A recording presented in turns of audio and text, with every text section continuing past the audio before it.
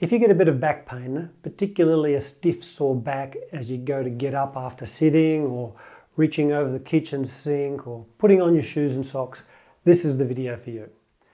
These 7 exercises are the best exercises for relieving low back pain and, more importantly, preventing low back pain.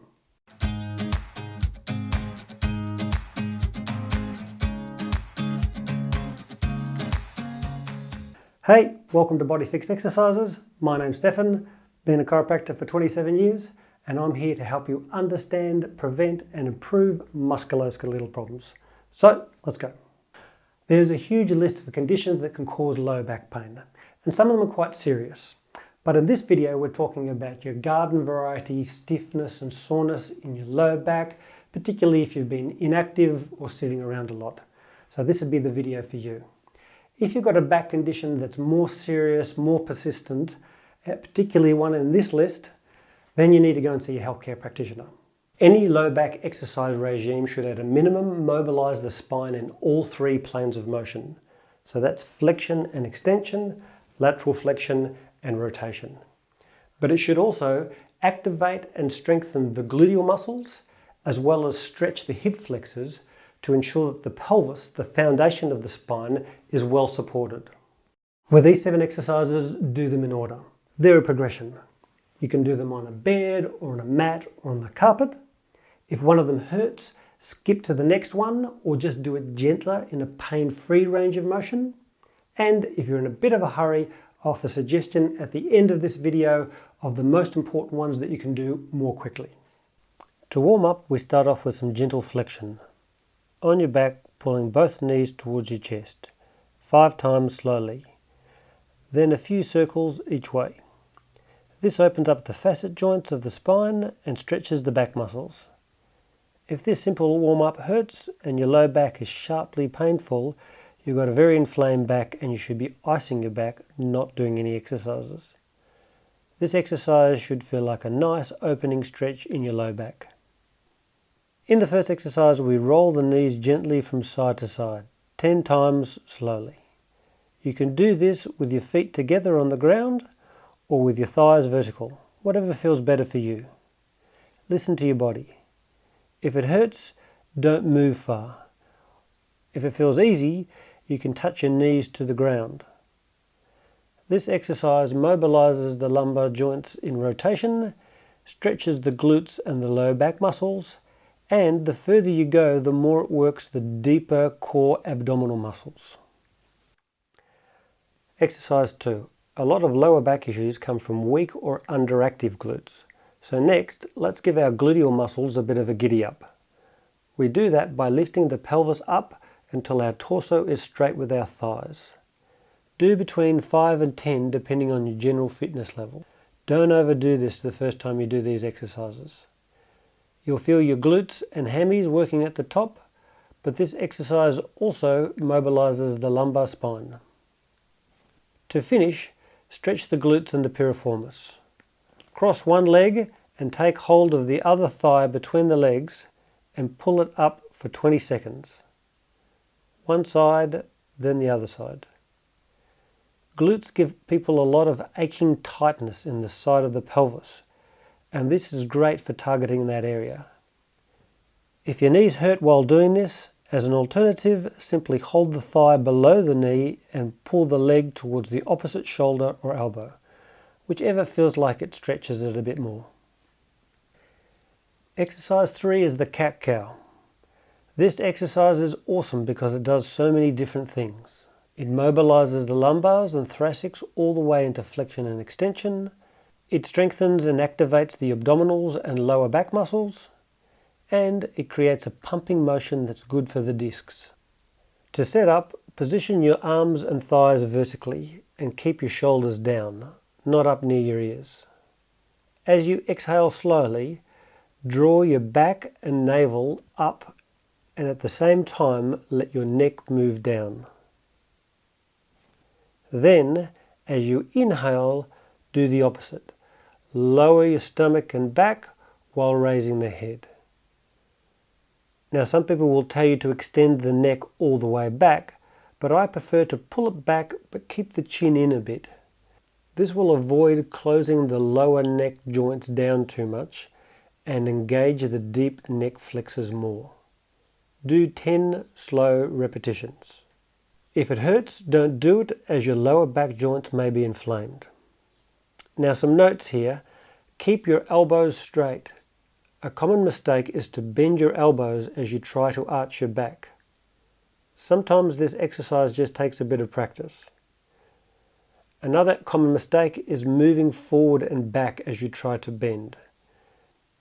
Just try to keep your elbows straight and maintain the shoulders above the hands and the hips above the knees.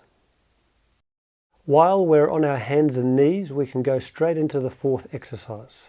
Some side-to-side movement in the neutral tabletop position. We've mobilized the spine in 2 planes of motion, but it's time to include mobilization in the third direction, side bending. So in this position, tilt the hips to one side and move the head to the other side to create some side bending. Then slowly move the other way. This opens up the lumbar joints to one side and then the other, as well as stretching the quadratus lumborum muscle. Repeat this 5 to 10 times slowly. Number 5. This exercise is important to stretch the hip flexors, which tend to shorten with all the sitting we do. Tight hip flexors, like the psoas and rectus femoris, increase the arch of our lower backs, compressing spinal joints. To do this stretch properly, put one knee down on something soft and ensure that your knees are both bent to 90 degrees. Then anteriorly tilt your pelvis by lifting the front of your pelvis up and clenching the glutes. Hold for 20 seconds and then do the other leg. You should feel a light stretch in the front of your hip. If you don't, you can move forward slightly, but make sure that you don't arch your lower back. To target the rectus femoris more, bend the back leg. If you can't reach your ankle, you can use the leg of your pants. Or do the standing version. Bend the leg, pull it back to be level with the other knee, and then anteriorly tilt the pelvis to avoid arching the lower back. Number 6. This exercise is a classic. The Cobra or the Mackenzie position. Study reviews in Australia, Brazil, and the Journal of Orthopedic and Sports Physical Therapy concluded that the Mackenzie technique improved dysfunction, reduced pain and disability both in the short term and long term. The trick with this exercise is to test it first. It's not for everyone.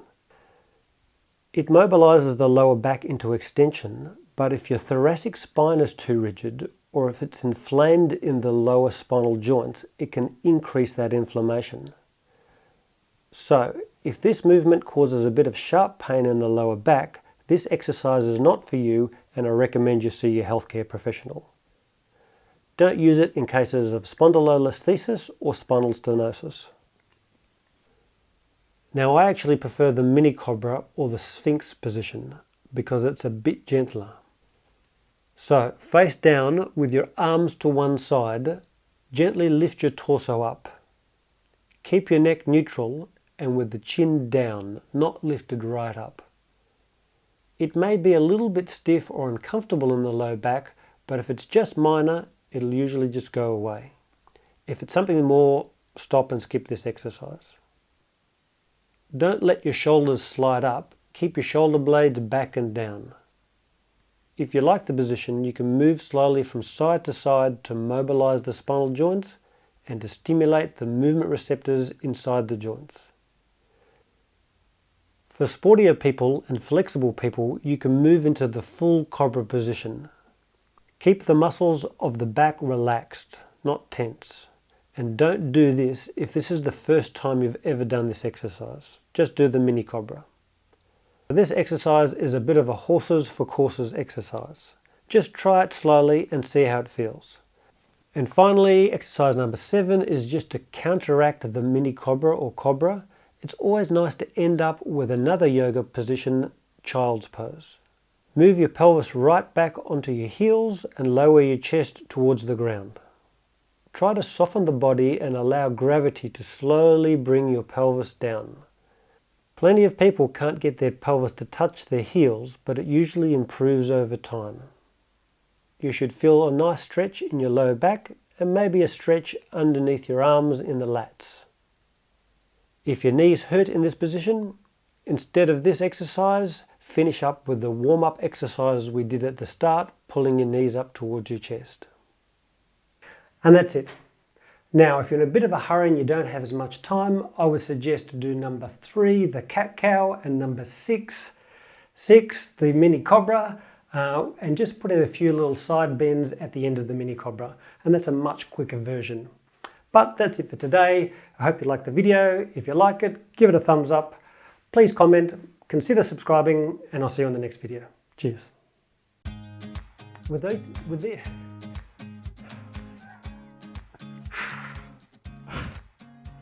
giggles now. Got the giggles.